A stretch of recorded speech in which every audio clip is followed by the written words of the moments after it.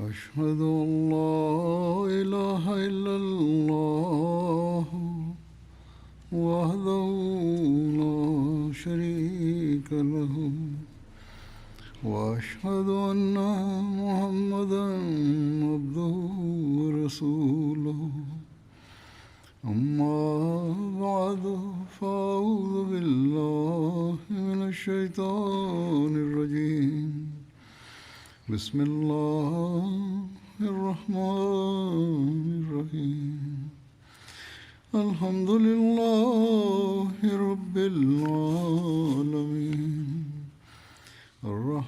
الرحمن الرحيم مالك يوم الدين إياك نعبد وإياك نستعين اهدنا الصراط المستقيم صراط الذين أنعمت عليهم غير المغضوب عليهم ولا الضالين. Amirul Mominin Mwenyezi Mungu amsaidie sana anasema, kama ilivyokuwa ikielezwa katika hutuba iliyopita, wajasusi waliotumwa na Mtume sallallahu alaihi wasallam baada ya kurejea walimpatia Mtume sallallahu alaihi wasallam taarifa ya kuja kwa msafara mmoja au jeshi. Mtume sallallahu alaihi wasallam alipopata taarifa hiyo ya kwamba jeshi la Quraishi linakaribia kuja mbele ili kusalimisha msafara wake wa kibiashara, Mtume sallallahu alaihi wasallam akaomba ushauri kutoka kwa masahaba watukufu na akawaambia kuhusu hali halisi ya Quraish. Hapo hata Abubakar radhiyallahu taala anhu akainuka na akaongea vizuri sana. Kisha akainuka hata Umar radhiyallahu taala anhu na yeye pia akaongea kwa njia nzuri sana. Kisha hata Miqdad bin Amr akasimama na akasema kwamba ewe mtume wa Allah, tafadhali fanya kama alivyokuamuru Allah, sisi ni pamoja nawe. Wallahi sisi hatutakupa jibu lile ambalo wana wa Israeli walikuwa wamempatia hat Musa, ya kwamba fazhab anta wa rabbuka faqatila inna hahuna qaidun,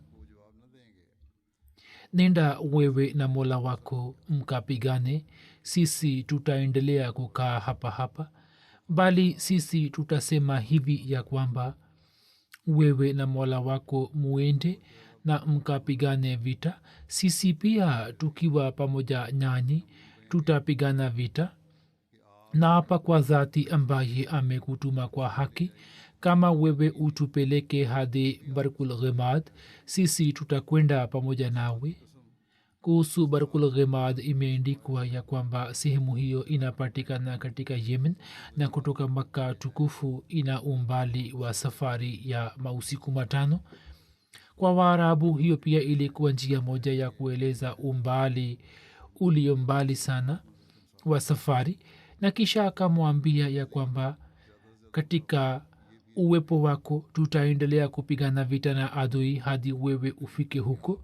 Mtume sallallahu alaihi wasallam akamtakia kheri na akamwombea.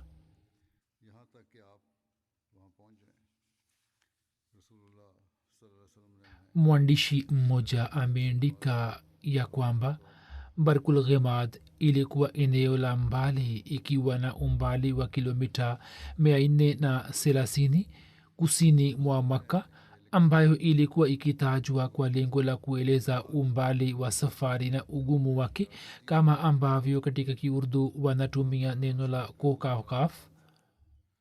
kokaf ambayo inaeleza umbali wa safari. Maana yake ni kwamba hata kama uende mbali kiasi gani, sisi tutakuwa pamoja nawe. Kuhusu hiyo kuna ufafanuzi pia ya kwamba baadhi ya waandishi wa sera katika wakati huu wameibua swali ya kwamba aya ambayo Miqdad alikuwa ameisoma ni aya ya sura Maida, na sura hiyo ni sura iliyoshuka katika zama za mwisho, yani zama za baadaye. Hivyo katika muda huo kusoma kwake kwa aya hiyo kunaleta mashaka, lakini kisha mufasirina hawa wanaeleza utatuzi wake tofauti. Masalan moja, jambo hili yeye atakuwa amelisikia kutoka kwa wana wa Israeli, yani Mayahudi, au msimuliaji ajaye baadaye atakuwa ameingiza aya hiyo. Kwa vyote vile shutuma hiyo haina umuhimu mkubwa, kwani katika vitabu ya sera riwaya hiyo imeelezwa kwa wingi sana. Pia maelezo ya Bukhari Fathul Bari ambayo ni shara ya Ibn Rajab, humo imeandikwa ya kwamba sura Maida kusema kwamba ilikuwa imeshuka wakati wa Hijjatul Wida, jambo hilo si sahihi, bali aya chache za sura Maida zilikuwa zimeshashuka muda mrefu kabla, na kutoka aya hizo aya moja alisoma Miqdad wakati wa Badr, lakini kwa vitu vile alikuwa amesike kutoka kwa Mayahudi, hiyo pia inaweza kuwa kweli.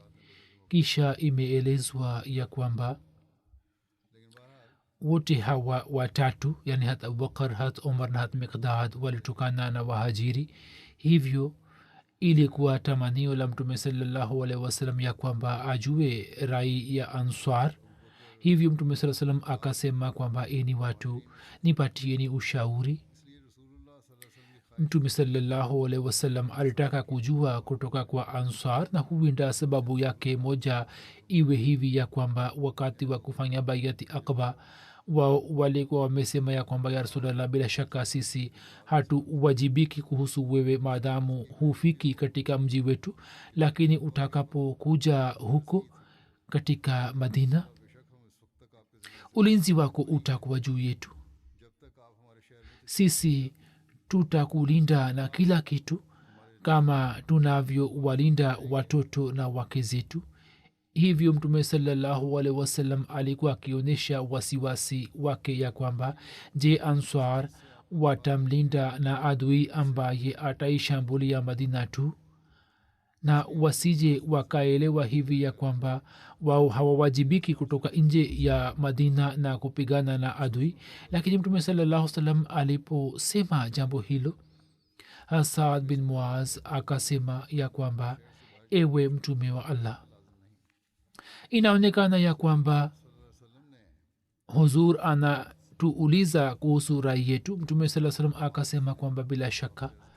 Hapo Saad akasema kwamba bila shaka sisi tumekuamini, sisi tumekusadikisha, nasi tumetoa ushahidi ya kwamba dini uliyokuja nayo ni haki, na sisi tumekuahidi na tumeahidi kusikia amri yako na kuitekeleza. Ya Rasulallah sallallahu alaihi wasallam, wewe jitokeze unapotaka kuelekea, sisi ni pamoja nawe, na hapa kwa dhati ambaye amekutuma kwa haki, kama utupeleke karibu na bahari na mwenyewe uingie humo, sisi pia pamoja nawe tutajitupa baharini, na hakuna hata moja kati yetu ambaye atakaa nyuma. Jambo hili hatulichukii kwamba kesho ukituchukua pamoja nawe upigane na adui. Sisi katika vita ni wenye kufanya subira, na wakati wa kupambana na adui ni wenye kuonyesha unyofu na wafaa. Sisi tuna matumaini ya kwamba Mwenyezi Mungu atakuonyesha mambo kutoka kwetu ambayo kwayo macho yako yatapata kuburudika, yani macho yako yatapata kiburudisho. Basi kwa baraka ya Allah, wewe ukituchukua pamoja nawe uondoke. Katika riwaya moja ya Sahih Muslim maneno hayo yamenasibishwa na Saad bin Ubada, lakini sawa na riwaya nyingine nyingi, Saad bin Ubada alikuwa hakushiriki katika vita vya Badr. Hivyo waandishi wa sira wametoa utatuzi wake wakisema kwamba yawezekana kuwa Mtume sallallahu alaihi wasallam atakuwa ameshauriana na maswahaba mara mbili. Kwa mara ya kwanza katika Madina alipata taarifa ya msafara, na katika Madina Hat Ubada atakuwa ametoa hutuba hiyo, na mara ya pili Mtume saa salam alipokuwa safarini ndipo akashauriana nao, na wakati ule Saad bin Muaz atakuwa amesema hayo. Kwa vyote vile katika maelezo yake watu waliotoa ufafanuzi wake wameandika lakini jambo ambalo ni sahihi ni hili hili ya kwamba Saad bin Muaz alikuwa amesema hayo. Kwa kusikia jambo hilo la Saad bin Muaz, mtume sasa akafurahi sana na akasema, ondokeni na muwe na habari njema. Allah Mwenyezi Mungu katika makundi mawili ameniahidi kunipatia ushindi juu ya kundi moja. Wallahi mimi kana kwamba wakati huu naona mahala pale ambapo watu wa adui wakiuawa wataanguka. Kwa kusikia maneno yake hayo masahaba wakafurahi sana, lakini pamoja nayo wakasema huku wakishangaa kwamba ewe mtume wa Allah, kama ulikuwa na taarifa ya jeshi la Quraishi, sasa kwa nini hukutuambia kuhusu kutokea kwa vita ukiwa katika Madina, ili sisi tungejiandaa kidogo na tungetoka? Lakini pamoja na kuwepo kwa habari hiyo na mashauriano haya na pamoja na kutolewa kwa bishara hii na mtume saa salam kwamba katika makundi hayo mawili waislamu watapata ushindi juu ya kundi moja, hadi sasa waislamu walikuwa hawakujua kwamba watapambana na kundi gani. Nao walikuwa wakiona kwamba watapambana na kundi moja katika mawili, na kiasili walikuwa wakitamani kupigana na msafara kuliko jeshi. Hatmusleh Maud raziallahu taala anhu kuhusu hiyo anasema ya kwamba wakati wa Badr vita ilipotokea nje ya Madina, mtume sallallahu alaihi wasallam akawakusanya maswahaba wote na akasema kwamba eni watu, nipeni ushauri, kwani nimepata kujua ya kwamba sisi hatutakabiliana na msafara bali tutapigana na jeshi la Makka. Hapo wahajiri wakasimama moja baada ya mwingine na wakasema, ewe mtume wa Allah, we bila shaka upigane vita, sisi ni pamoja nawe. Lakini kila mara baada ya kueleza mawazo yake muhajiri akika, mtume saa salam alikuwa akisema kwamba eni watu, ni shaurini. Mtume saa salam alikuwa na fikra hii ya kwamba wahajiri kutoa wanatoa ushauri, lakini swala haswa ni la Ansar, na Ansar walikuwa wamenyamaza, kwani adui walikuwa watu wa Makka. Wao walikuwa wakielewa kwamba susi tukisema kuwa tuko tayari kupigana na watu wa Makka, huenda jambo hilo litawachukiza wahajiri, nao wataelewa kwamba watu hawa wanaongelea mambo ya kuwa uwa ndugu zetu. Lakini mtume sallallahu alaihi wasallam aliposema mara kwa mara ya kwamba eni watu, nipeni ushauri, hapo Ansari mmoja akasimama na akasema, ya Rasulallah, ushauri umepewa. Mhajiri moja baada ya mwingine anainuka na anasema, ya Rasulallah, upigane, lakini wewe unasema mara kwa mara ya kwamba eni watu ni shaurini. Hivyo mimi nachoelewa ni kwamba labda unataka kusikia kutoka kwetu, yani Ansar. Mtume akasema kwamba ndio, hii ndiyo maana yangu. Yeye akasema kwamba, ya Rasulallah, sisi tulikaa kimya, kwani tulikuwa tukiogopa kwamba moyo wa ndugu zetu wa hajiri usipate kuuzika. Kama tukisema kwamba tuko tayari kupigana vita, labda wao watafikiria kwamba hawa wanashauriana au wanatoa ushauri ili kuwa uwa ndugu na jamaa zetu. Kisha akasema, ya Rasulallah, huenda wewe unafikiri kuhusu bayati Uqba, ambapo tulikuwa tumekiri ya kwamba adui akishambulia Madina sisi tutaunga mkono na wewe, lakini vita ikitokea nje ya Madina basi hapo hatutawajibika lolote. Mtume akasema kwamba ndio, ni hilo hilo.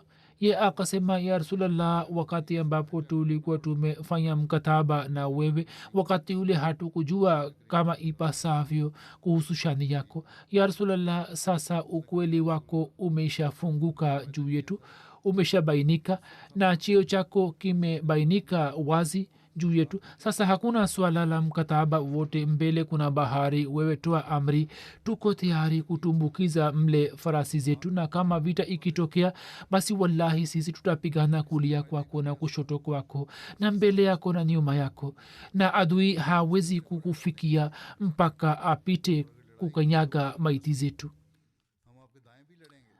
Baada ya mashauriano hayo mtume saa salam akaondoka kutoka huko na akipita njia mbalimbali akafika na kupiga kambi karibu na Badar.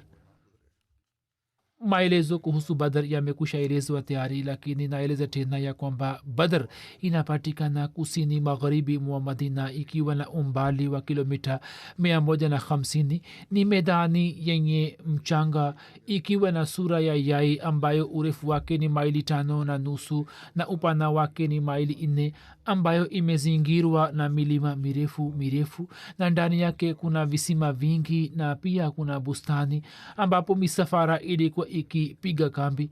baada ya kufika karibu na medani ya badar, mtume saa salam na hata abubakar wakatoka mpaka wakaenda kwa mzee mmoja mwarabu na wakamuuliza kuhusu quraish na kuhusu muhammad saa salam na wenzake, bila kumwambia kwamba wao ni kina nani. mzee akasema kwamba mimi nitawaambieni, kwanza muniambie kwamba nyini mmetokana na kabila gani. mtume akasema kwamba ukituambia ndipo tutakuambia kuhusu kabila letu. ye akasema kwamba je ni hivi? mtume akasema kwamba ndio. mzee akasema mimi nimepata habari ya kwamba muhammad sallallahu alaihi wasallam na masahaba zake siku fulani na fulani wamekwisha ondoka tayari, kisha kama mwenye kuniambia amesema kweli, basi leo watakuwa juu ya eneo fulani, na ye akataja sehemu ambayo mtume saa salam alikuwa amefika. kisha akasema kwamba pia nimejua kwamba quraish wametoka siku fulani. kama mwenye kuniambia amesema kweli, basi leo wao watakuwa katika eneo fulani, na ye akatamka jina la mahala ambapo quraish walikuwa wamefika. ye aliposema tayari hapo akasema kwamba nini mmetoka wapi au mnatokana na kabila lipi? mtume akasema kwamba tunatokana na maji. kisha mtume saa salam akarejea kutoka kwake. ye akasema kwamba mnatokana na maji maana yake ni nini? je mnatokana na maji ya iraq? jibu lake hilo lina maana mbili, na kuhusu jibu hilo wanahistoria wamezungumzia mambo mbalimbali. wenye kutoa kumbukumbu wameandika maelezo yaliyotolewa na wanahistoria mbalimbali, na weka mbeleni muhtasari wake. wanahistoria wameibua swali kwamba kizwahiri inaonekana kuwa mtume sasam apishe mbali hakumjibu vizuri kama alivyokuwa amemwahidi. waandishi wanatoa jibu lake wakisema kwamba mtume sasam hakumpa jibu lisilo sahihi, yani akampa jibu sahihi na mtume akampa jibu lenye maana mbili, yani hakusema uongo, na katika hali hiyo tete hakumpa taarifa kuhusu mahala pake, kwani mtume alikuwa amesema kwamba sisi tunatokana na maji. maana yake ilikuwa ni kauli ile ya qurani kwamba kila kitu kilicho hai tumekitengeneza kwa maji. mwandishi mmoja ameandika maelezo hayo ambaye ni abubakar jabir al jazairi. mmoja anasema kwamba hii ilikuwa ni desturi ya arabu ya kwamba kwa kutaja jina la chemchem fulani walikuwa wakiwaambia wengine kuhusu makazi yao, yaani sisi tunatokana na maji fulani au maji ya maeneo fulani na fulani. alama burhan halbi ameandika hayo, na hiyo pia inaweza kusemwa kwamba mtume saa salam atakuwa ametaja chemchem ile ile ya badar, yani maji ya badar ambayo karibu yake alikuwa amepiga kambi kama alivyosema yule mzee, lakini akaashiria hivi mpaka mzee akaelewa kwamba mtume anaongea kuhusu iraq na chemchem ya badar na iraq vive upande ule ule. allah anajua vizuri zaidi. kisha mtume saa salam akaja kwa maswaba zake watukufu jioni. mtume sallallahu alaihi wasallam akawatuma kina ali zubair bin awam na saad bin abi waqas pamoja na masahaba wengine wachache kuelekea chemchem ya badar ili wakusanya taarifa za huko na wamletee. wao wakakutana na watumwa wawili wa quraish waliokuja kuchota maji kwa ajili yao, ambao maswahaba wakawakamata na kuwaleta kwa mtume saa salam, na wakawauliza maswali ilhali mtume alikuwa akiswali, alikuwa na swali. wao wakawaambia kwamba sisi ni wenye kuchota maji kwa ajili ya quraish na walikuwa wametutuma ili kuwachotea maji. maswahaba hawakukubali hilo na wakawaza kwamba labda wao ni watumishi wa abu sufian. hivyo maswahaba wakawakaripia, na pale walipowauliza mara kwa mara wao wakasema kwamba ndio sisi ni watumishi wa abu sufian. hapo maswahaba wakawaacha. mtume saa salam alipomaliza swala akasema kwamba waliposema kweli nini mkawapiga, na pale walipotamka uongo mkawaacha. wallahi wao wamesema kweli, bila shaka wao ni watumwa wa quraish. kisha mtume akaelekea kwao na akawauliza kuhusu quraishi. wao wakasema kwamba wallahi wao yani quraish wamepiga kambi nyuma ya mlima huo kwenye kona nyingine ya bonde. kisha mtume akawauliza kwamba wao ni wangapi. wao wakasema kwamba ni wengi sana. wakaulizwa kwamba idadi yao ni wangapi, wakasema hatujui kuhusu idadi. mtume akawauliza kwamba wanachinja ngamia ngapi kwa siku kama chakula. wao wakasema kwamba siku fulani 9 na siku nyingine 10. mtume sallallahu alaihi wasallam akasema kwamba wao ni kati ya 900 hadi 1000. mtume sasa akapiga hisabu hiyo na chakula chao. kisha mtume sasa akawauliza kuhusu viongozi wa quraish walioko katika kundi lile. watu hawa wakataja majina mengi ya viongozi wa quraish akiwemo abu jahal na utba na shaba na hakim bin hizam, umaya bin khalf na kadhalik. kisha mtume sallallahu alaihi wasallam akaeleka kwa watu wake na akasema, haza makkatu kad alqat ilaikum aflaza kabidiha.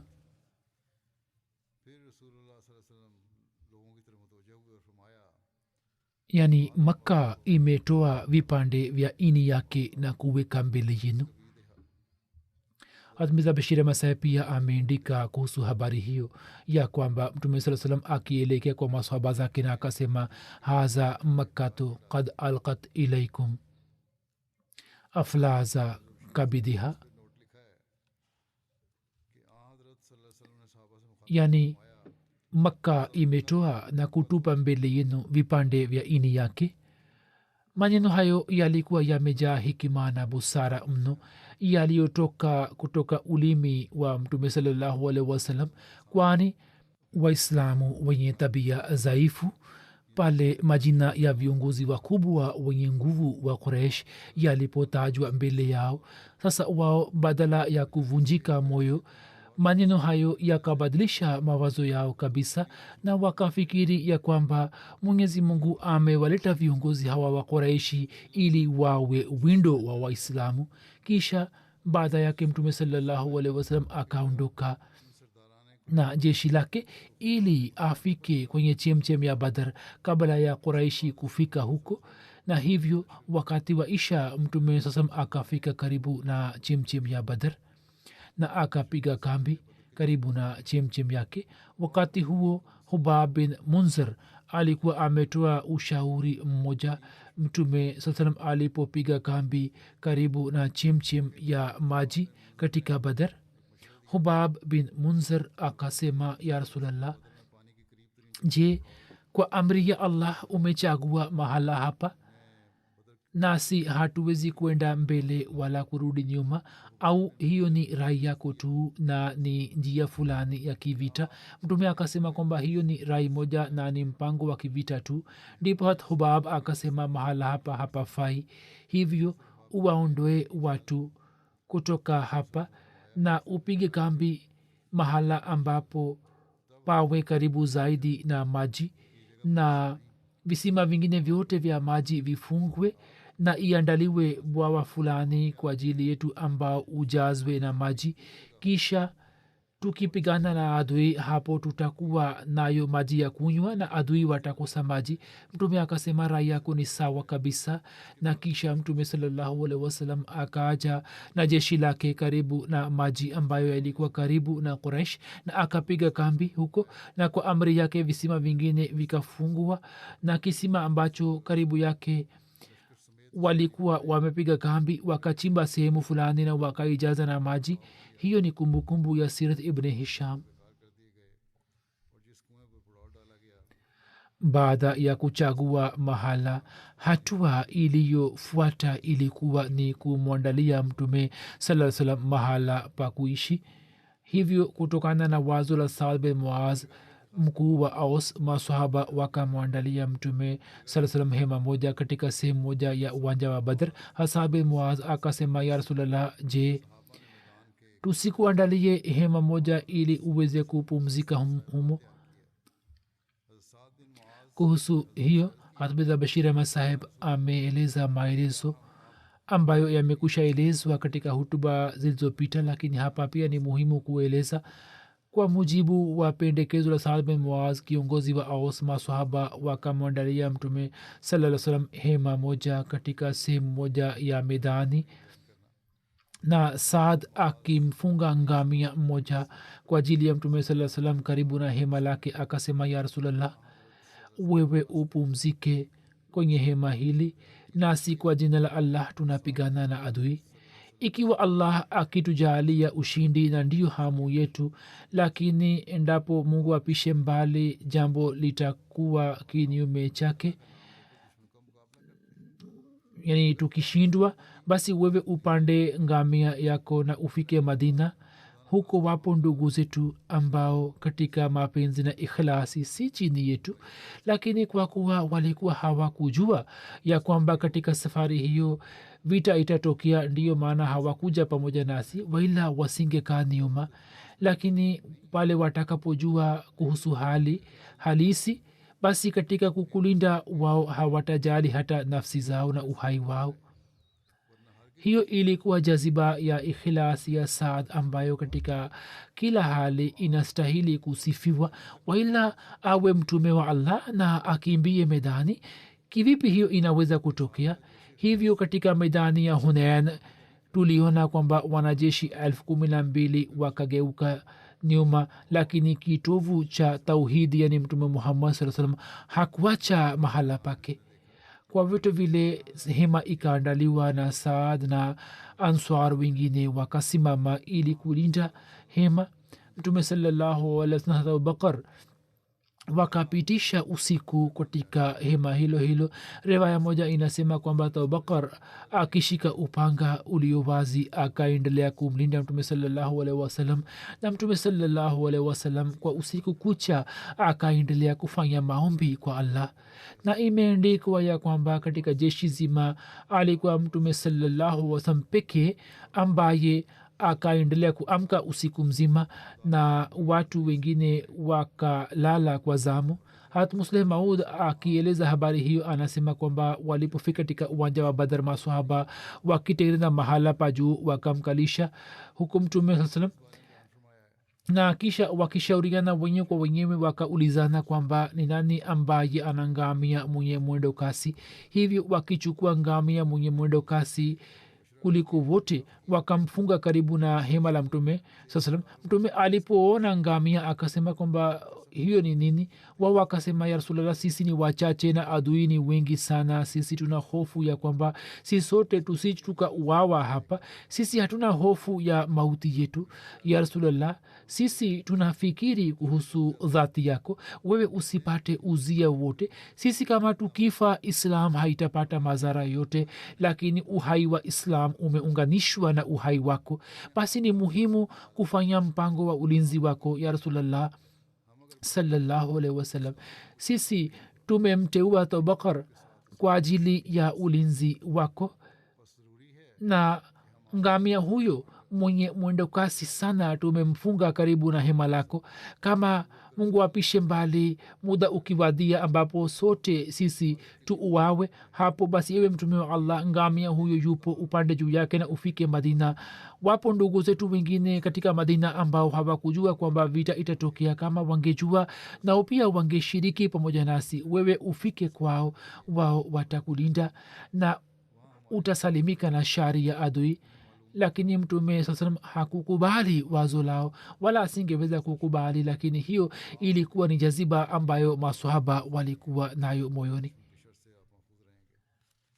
Musleh Maud raziallahu anhu akieleza zaidi anasema ya kwamba safari moja Ali raziallahu taala anhu alisema ya kuwa katika maswahaba mtu aliye shujaa kuliko wote na jasiri alikuwa ni Abubakar raziallahu anhu. Kisha akasema kwamba katika vita vya Badr kwa ajili ya mtume sallallahu alaihi wasallam ilipotengenezwa kibanda, wakati ule swali likaibuka kwamba leo nani akabiziwe kazi ya kumlinda mtume sallallahu alaihi wasallam. Hapo Abubakar radhiyallahu anhu mara moja akishika upanga ulio wazi akasimama, na yeye katika muda huo wenye hatari mno kwa ushujaa sana akatimiza wajibu huo wa kumlinda mtume sallallahu alaihi wasallam.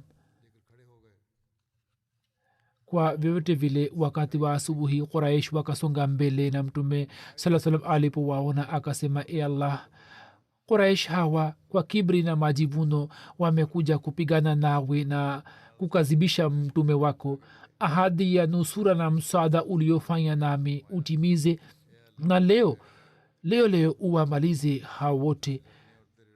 Kwa washirikina mtume saa salam akamwona utba bin rabia akipanda juu ya ngamia moja mwekundu. mtume akasema kama kati yao kuna mtu mwenye kheri basi ni huyu mwenye ngamia mwekundu, kama watakubali amri yake basi wataongoka.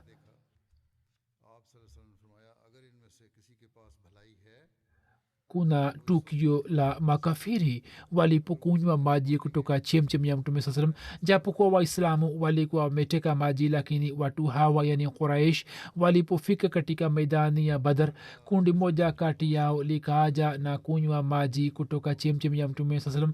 mmoja wao alikuwa hakim bin hizam. mtume akasema kwamba wacheni wanywe maji. siku ile wote waliokunywa maji kutoka chemchem ile wakauawa isipokuwa hakim bin hizam ambaye baadaye akasilimu. yeye pia alikuwa akila kiapo na alikuwa akisema kwamba naapa kwa dhati ambaye aliniokoa siku ya vita vya badar.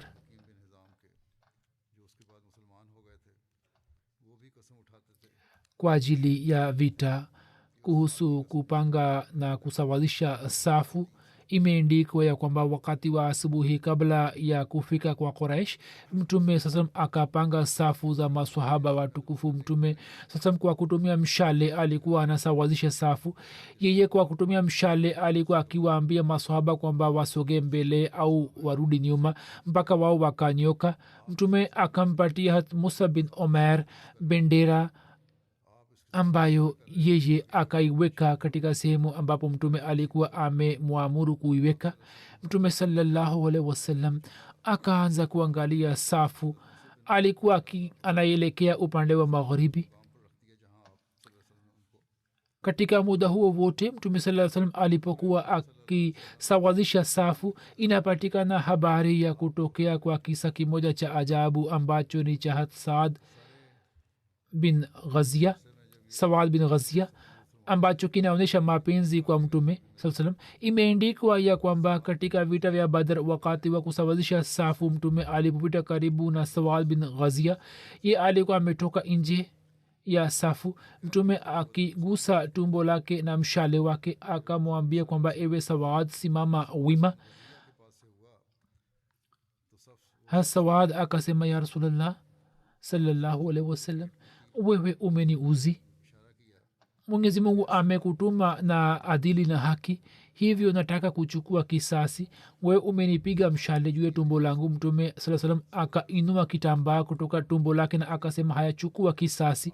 sawad akakumbatia na akaanza kubusu mwili wake.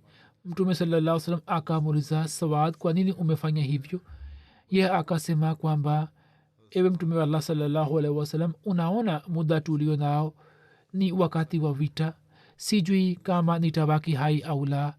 nikataka kupitisha muda wangu huo wa mwisho nikiwa pamoja nawe, hivi kwamba mwili wangu uguse mwili wako. huzur saa salam akamwambia dua ya kheri. hizi zilikuwa ni manzari za mapenzi na upendo. baki inshallah nitaeleza katika siku za usoni. wakati huu napenda kuwazungumzia baadhi ya marehemu. mmoja wao ni mheshimiwa qari muhammad ashik sahib ambaye alikuwa mwalimu wa jamia ahmadia na pia alikuwa msimamizi na mwalimu mkuu wa madrasatul hifz, ambaye siku za nyuma akiwa na umri wa miaka 85 amefariki dunia. inna lillahi wa inna ilaihi rajiun. kwa fadhili ya allah alikuwa musi. qari ashik saheb baada ya kuhifadhi Qur'an tukufu na kujifunza elimu ya tajwidi kabla ya kukubali ahmadiyat, alipata nafasi ya kuwafundisha na kusomesha wanafunzi katika madrasa mbalimbali za ahli hadis. alikuwa amefanya bayati mwenyewe. qari ashik saheb kabla hajafanya bayati alikuwa akitokana na zehebu la ahli hadis. qari saheb ameeleza mwenyewe kwenye kitabu chake anasema kwamba ni kisa cha mwaka 1957 nilipokuwa katika karachi. nilikuwa na mazoea ya kukaa na baadhi ya marafiki zangu wenye elimu yani wasomi. nilikuwa naenda kwao na nilikuwa nasoma magazeti na nilikuwa naongea na maulama mbalimbali. siku moja nilikuwa nasoma gazeti. mtu mmoja ambaye alikuwa amesoma kitabu cha masihi mwasalam akasema kwamba ni zuri sana. nikasema kwamba imekwaje? akasema kwamba maulama wetu wana itikadi ya nasikh na mansukh kuhusu aya za kurani tukufu, ilhali mirza ghulam ahmad sahib kadini anasema kwamba kurani tukufu hata nukta moja yake haijasitishwa. qari sahib anasema kwamba hapo nikapata shauku ya kujua zaidi. nikajisemea kwamba nifanye tahakiki juu yake kwamba je huyu ni mwongo au ni mkweli. kisha aliandika kwenye kitabu chake au akaandikisha kwamba siku moja mimi ili kujua kuhusu ahmadiyat nilienda kwenye ahmadia hall karachi. nikakutana na mwanajamati moja nikasema kwamba nataka kujua kuhusu mambo mbalimbali yani kuhusu itikadi zenu, tafadhali nisaidiwe. mtu mmoja akanipeleka nyumbani kwake yani akaenda nami katika nyumba yake na akanipatia vitabu kwa ajili ya kusoma. mimi nikavisoma na nikamwonyesha shekh mmoja mwenzangu vitabu vile na nikasema kwamba hayo ni mafundisho ya islam kabisa. shekh huyo akasema kwamba wewe una tabia njema sana, hujui uhakika wake. mimi nakuambia kwamba katika vitabu vidogo vya mirza saheb itikadi zilizoandikwa zinaendana na islam na hivi ni vitabu ambavyo aliviindika mwanzoni kabisa, lakini vitabu vikubwa alivyoindika baadaye. humo mirza saheb ameandika maelezo ya uongo na itikadi zingine. huzur amesema ilhali brahini ahmdia ilikuwa imeandikwa mwanzoni ambayo ilikuwa sawa na mafundisho ya islam na vitabu vya baadaye pia vinaeleza mafundisho ya islam. lakini qari saheb akaenda tena kwa mwanajamati huyo na akasema kwamba yeye ampatie kitabu kikubwa, lakini mwanajamati huyo hakumpatia, akaeleza uzuru fulani, ilhali kwenye vitabu ya masihi salam hakuna tofauti wala tizadi, vive vitabu vya mwanzoni au vya mwishoni.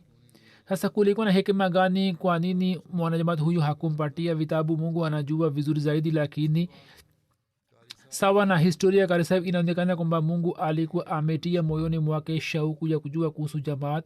qari sahib akaendelea kuitembelea rabwa na akaendelea kuwasiliana na wanajamaati, akaendelea kufanya dua vile vile na pia akaona ndoto moja ilikuwa hivi kwamba ismau sauta sama jaa almasih kwamba sikilizeni sauti ya mbingu, masihi amekuja. qari sahib anasema kwamba wakati ule maneno hayo hayakunielekeza upande wa ahmadia, lakini baada ya kujiunga na ahmadia nikapata wazo kwamba ndoto nilizoziona ndoto moja ilikuwa ndio hii. qari sahib anasema ninapoangalia maisha yangu mimi nafikiri kwamba hii ilikuwa fadhila ya allah kwamba mwelekeo wangu ukaendelea kuelekea upande wa ahmadia na nikapata mwongozo.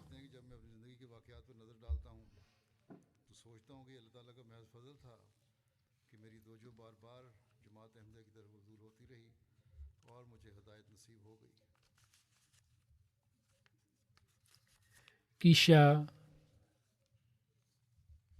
anaandika ya kwamba wakati wa ijtimaa ya ansarullah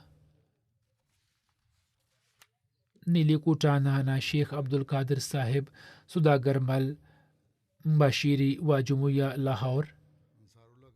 anasema kwamba siku ya kwanza ya ijtimaa ya ansarullah nilikuwa sikufanya bayati, nikaona vipindi vyote. nafikiri siku ya pili au ya tatu ya ijtimaa nikaonyesha hamu yangu kwamba nifanye bayati. hivyo tukaenda katika ofisi ya islah rshad markaz na nikajaza fomu ya bayati na nikajaaliwa na nuru ya ahmadia. baada ya kukubali ahmadiyat qari sahib akalazimika kukabiliana na majaribio mbalimbali. upande wa pili akapingwa na wapinzani mbalimbali na viongozi wa zehebu lake la nyuma. wakamtesa na wakampatia tamaa mbalimbali ili aje ahmadia. Karseb anasema kwamba baada ya kukubali ahmadiyat nikalazimika kukabiliana na mateso mengi, lakini mungu akanijalia uimara, nikaendelea kutembea juu ya njia iliyonyoka. mungu alikuwa ananiongoza, hivyo hakuna tamaa ya dunia iliyoweza kunirudisha nyuma. walijaribu sana kunipeleka na kunirudisha katika zehebu la ahli hadis, lakini rangi ya imani niliyoipata, japokuwa walifanya majaribio mengi, lakini wakashindwa kunirudisha. kariseb alikuwa amemoa mjane mmoja ambaye alikuwa na watoto watatu na kisha binti moja akazaliwa kwake. kuhusu huduma za kijamaati imeendikwa ya kwamba siku moja sufi khudabak zirvi saheb alikutana nami miskitini na akasema kwamba mirza tahir ahmad saheb ambaye alikuwa msimamizi wa wakfe jadid wakati yule amekutumia ujumbe kwamba mimi nikupeleke kwake rabwa. alikuwa amefanya bayati tayari. anasema kwamba nilipohudhuria kwake hatmia saheb kwanza akasikiliza usomaji wake wa Qur'an tukufu na kisha akampatia kazi ya kuwafundisha mwalimin wa wakfe jadid Qur'an tukufu kwa tajwidi, na kisha akamwandalia makazi katika wakfe jadid. jambo hili ni la mwaka 64. anasema kwamba katika wakfe jadid kari saheb akateuliwa kama mwalimu wakfe jadid januari mosi mwaka 1965, na pia wanafunzi wa daraja shahid ya jamia ahmadia walikuwa wakija katika daftar wakfe jadid kusoma Qur'an tukufu. na baadaye mir daud ahmad saheb ambaye alikuwa principal wa jamia sawa na amri yake kari saheb akaenda kuwafundisha katika jamia ahmadia, na pia kari saheb akaendelea kuwafundisha wanafunzi katika jamia nusrat girls college kwa kuzingatia hijabu. januari 1969 msimamizi wa hafiz class rabwa hafiz shafiq saheb alipofariki dunia, principal jamia ahmadia mir daud ahmad saheb akamwambia kari saheb kwamba yeye aende kusimamia darasa hili. wakati ule darasa hiyo ilikuwa inafanywa katika msikiti wa Mubarak. hata mimi nakumbuka kwamba wanafunzi walikuwa wakihifadhi Qur'an tukufu katika msikiti wa Mubarak. khalifatul masih as-salis akamteua kari saheb katika hafiz class na akatoa kibali chake na akaandika kwamba atasomesha katika wakfe jadid na pia atafundisha katika hafiz class. hivyo juni 11 mwaka 71 kari saheb akateuliwa kama mwalimu wa hafiz class. mwaka 1998 akapata kustafu, lakini hata hivyo akaendelea kutoa huduma hiyo katika madrasatul hifz na madrasatul zafar hadi mwaka 2019, na akaendelea na kazi hiyo ya kuwafundisha Qur'an tukufu. jalsa salana mwaka 1964 akapata bahati ya kusoma Qur'an tukufu.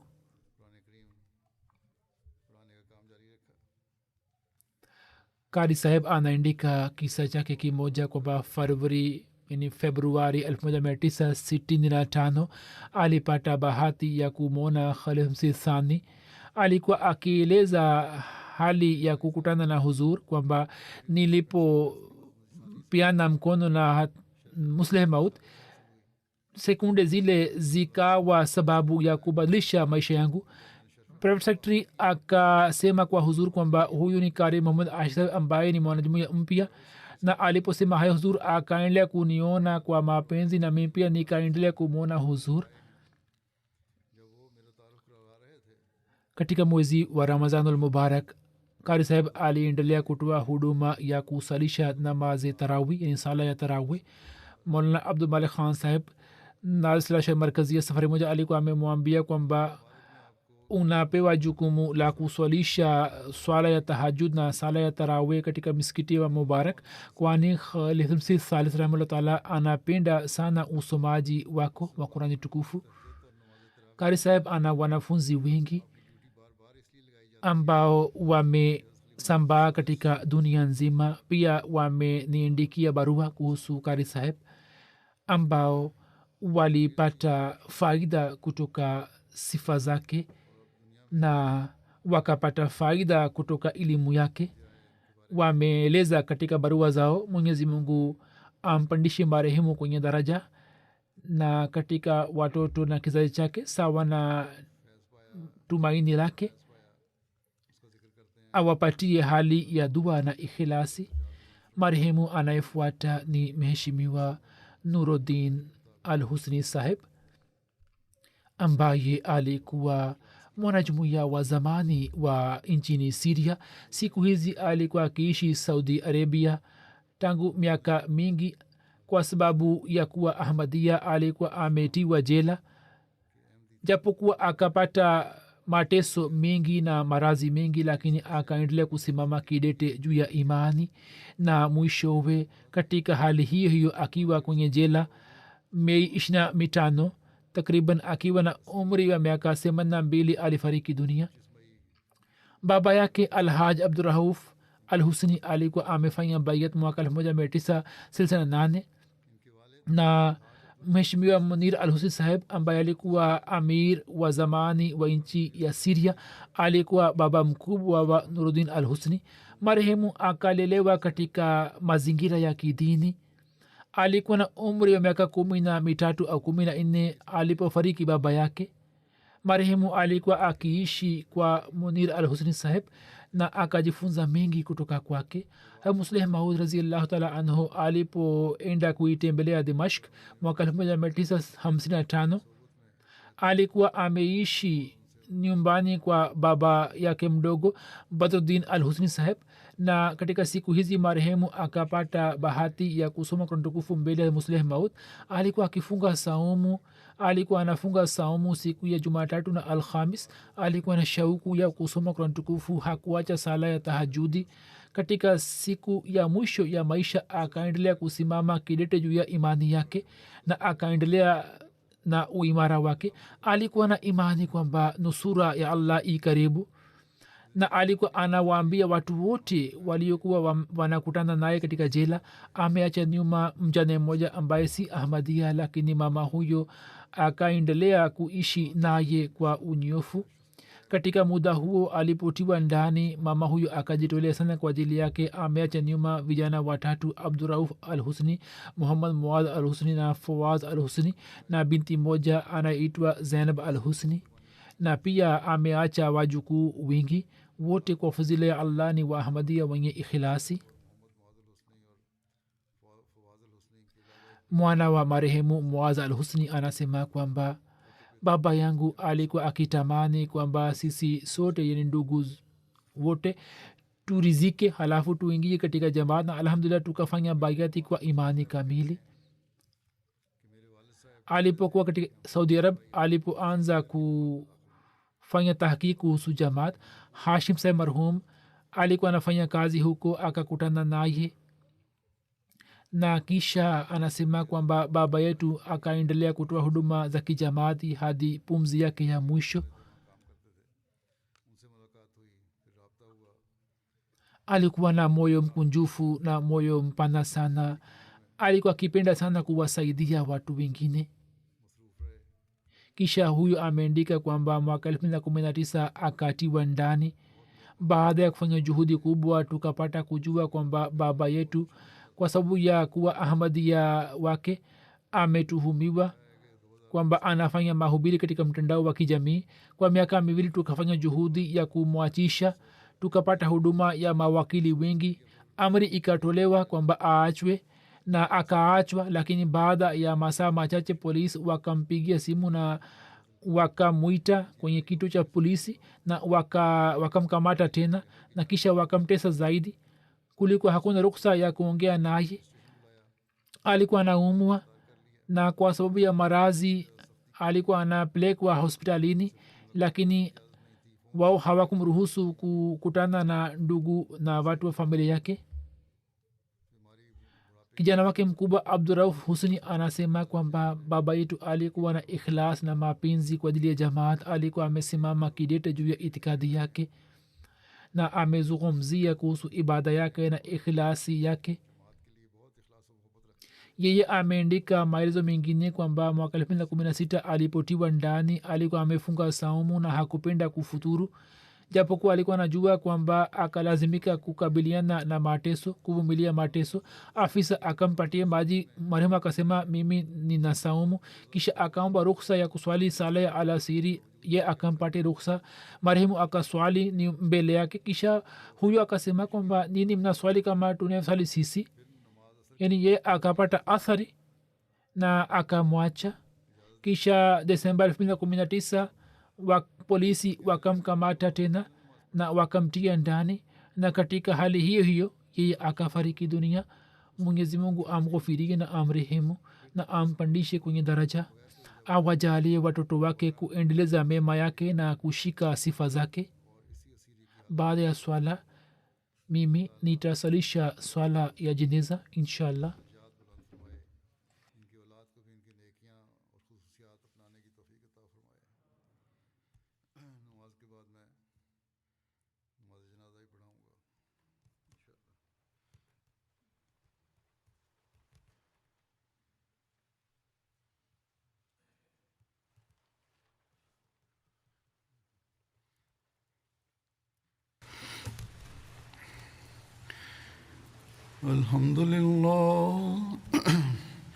الحمد لله نحمده ونستعينه ونستغفره ونؤمن به ونتوكل عليه ونعوذ بالله من شرور أنفسنا ومن سيئات أعمالنا من يهده الله فلا مضل له ومن يضلله فلا هادي له ونشهد أن لا إله إلا الله ونشهد أن محمدا عبده ورسوله عباد الله رحمكم الله إن الله يأمر بالعدل والإحسان وإيتاء ذي القربى